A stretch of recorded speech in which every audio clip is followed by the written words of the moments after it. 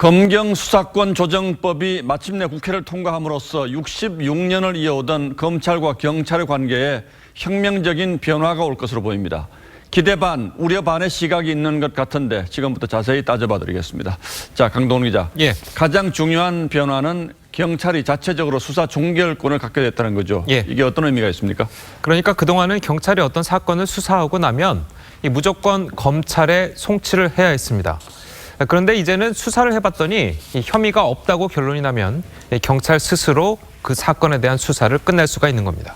그러니까 경찰이 혐의가 없다고 판단하면 이제 피의자는 검찰까지 갈 필요가 없겠군요. 예, 맞습니다. 이 경찰에서 혜미가 없다고 결론이 났는데도 불구하고 이 검찰의 재차 조사 때문에 일상생활의 어려움이나 심리적 압박을 받았던 무고한 피의자들이 혜택을 받을 수가 있는 겁니다.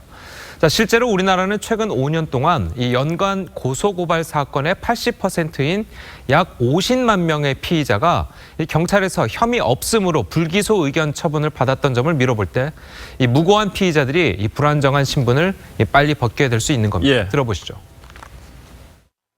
수사가 경찰 단계에서 종결되기 때문에 조금 더 방어권을 경찰 초기 수사 단계에서부터 준비할 필요가 있다고 합니다. 자, 그런데 이 상황을 뒤집어 보면 고소 고발을 한 피해자 입장에서는 경찰이 일방적으로 수사를 종결하면 억울한 측면도 있을 수가 있겠군요. 예, 맞습니다. 이 본인은 굉장히 피해를 입었다고 생각을 해서 고소 고발을 한 건데 이 무혐의 처리가 돼서 사건이 종결이 나면 굉장히 화가 나겠죠. 자, 그래서 피해자의 이의 제기 절차도 좀 더 확실해졌습니다. 이 피해자가 억울하다고 생각이 되면 이 해당 경찰서장에게 이의 제기를 하면 되고요. 이의 제기를 받은 경찰은 검찰에 지체 없이 사건을 넘겨야 합니다. 검찰은 사건을 재검토 후에 필요시에 경찰에게 재수사를 요구할 수가 있는 겁니다. 그런데 여기서 경찰이 또다시 혐의 없음 결정을 내리면 사건은 그대로 끝나는 거고요. 맞습니다. 이 부분이 바로 경찰에게 너무 큰 권한을 줬다고 걱정하는 부분 아닙니까? 예, 그렇습니다. 이 경찰이 아무래도 이 현장에서 이 검찰보다 현장에 밀착돼 있다 보니까 이 범죄자들과의 유착을 염려하는 겁니다. 자, 실제로 얼마 전에 세상을 떠들썩하게 했던 버닝썬 사건의 경우에도 이 경찰이 유흥업소로부터 뇌물을 받고 단속 무마를 한 경황이 드러났었죠. 자, 이렇게 경찰이 지방 토호 세력이나 이 범죄 조직과 결탁해서 비리를 덮어주는 문제들이 종종 거론되곤 하는데, 자, 경찰에게 수사 종결권까지 주면 이 부패한 경찰의 일탈이 더 빈번해질 수 있다는 우려가 나오는 겁니다.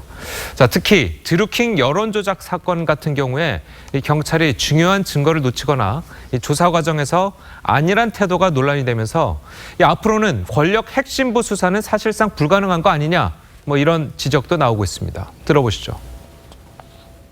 막대하게 강력한 힘을 가진 경찰을 어떻게 통제를 할 것인지 그 부분이 향후에 있어서 굉장히 중요하다고 봅니다.